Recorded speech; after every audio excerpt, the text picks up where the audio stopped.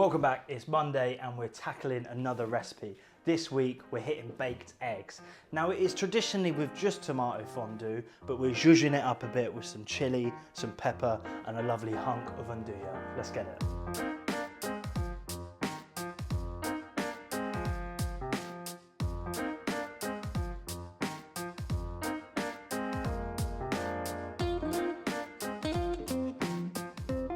Now first things first, the vegetables. We want to take the thing that's going to take the longest to cook on first. And in this case, that's the fondue. So we're going to get a pan on a medium heat, good hit of oil, and our Nduja goes straight in. Nduja? Nduja. Italian. Italian. It's from Calabria, southern Italy. Right. So it's got its flavour from the famous Calabrian chilies. Yeah, nice. But the foundations of Nduja is all the meats from the head, minus the jowl, which they use for guanciale. Guanciale, that's it. Yeah, nice man. So that's why it melts and it's delicious, but the flavour comes from the chili and yeah, it's just nice. Banging. Very in vogue at the minute, the old Very Nduja. Italian. Very Italian, yeah. Amazing. I'm Italian, part Italian. Italian gypsy bakers. Cool, so we're just melting that and bringing that up to heat. Thank you, darling. That's right. And while that's coming up to temperature, get your onions chopped. Then we take our garlic, take your peppers, top off, bottom off, seeds out, and you just chop them. We want the vegetable chunky for this. We want things noticeable when they're in the fondue mixture. It just makes it a little bit more rustic and a little bit more homely.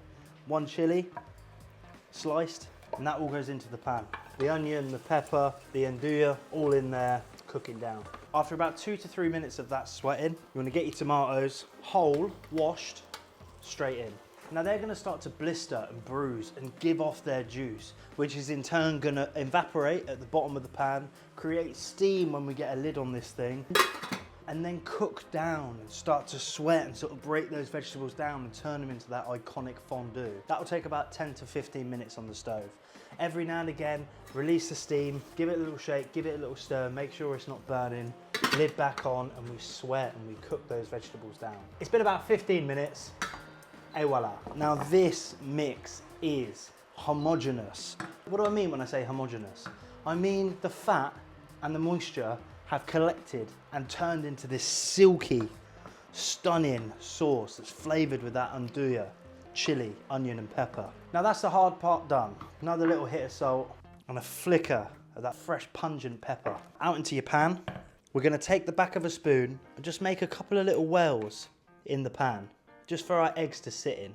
I've got my oven preheated to 170 degrees, and while the sauce is still hot, we crack the eggs into those lovely little wells. Then that whole pan goes straight in the oven. They're going to bake in there for about 4 to 5 minutes. While that's baking, let's get the bread done. So take a chunk of bread. This is a little bit stale, I'm not going to lie, but because of the olive oil that we're hitting it with, it's going to bring it back to life slightly, and also the hot heat from the char grill. So you take your bread and just do some quite thin slices. You probably want them about 1/2 centimetre. He's done. Then on a plate, you're going to drizzle a little bit of oil, and you're just going to use the bread like a sponge to soak up and clean the plate of all that oil. And it's basically going to make sure there's a nice even coating of oil on the bread. Now for charring this bread, I've got a hoofing hot char grill. It's heavy, it's got grooves, it's well seasoned. I'm going to take my bread and just push that down into the middle. As I push that bread down, the char grill will just start to give these stunning sort of bar marks. And if it burns slightly, that's all right. We want it charred. We want the flavour of toasted bread deep into this dish. So it's going to get smoky, it's going to get a little bit burnt, but that's fine. It's the nature of the beast and it's a real integral part of the dish. Now while your eggs are baking, this toast is getting stunning and golden brown. Onto your board, and then we serve.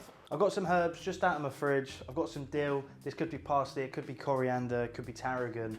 Some sort of soft herb just to go on top, give it a bit of greenery and give it a little touch of freshness. Now the whole pan comes out of the oven and the edges are slightly bubbling and the yolk's beautiful and runny. We go a bit of olive oil over the top, a little bit of pepper, a little pinch of salt.